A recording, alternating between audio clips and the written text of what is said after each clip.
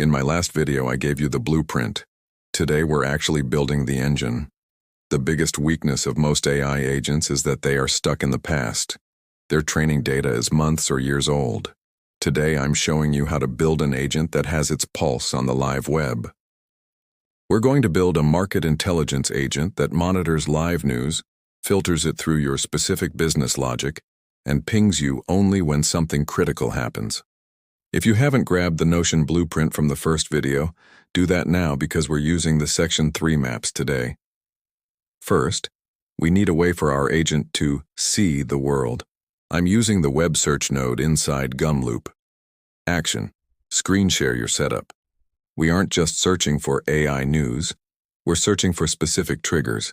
For example, new API releases for Claude 4, or price changes in the sustainable fashion market.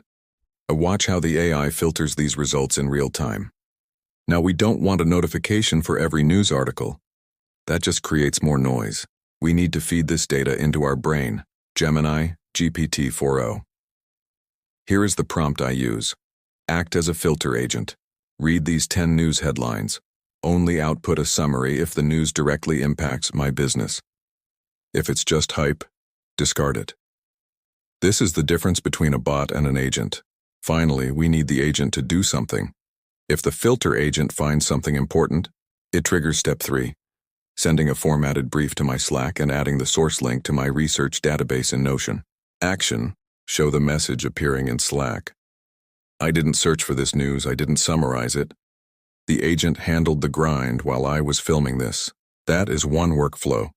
Imagine having 10 of these running for your email, your social media, and your competitors. If you want me to build a specific agent for your industry, drop a comment below. Don't forget to check the blueprint for the updated nodes we use today. Build the future, don't just watch it. I'll see you in the next one.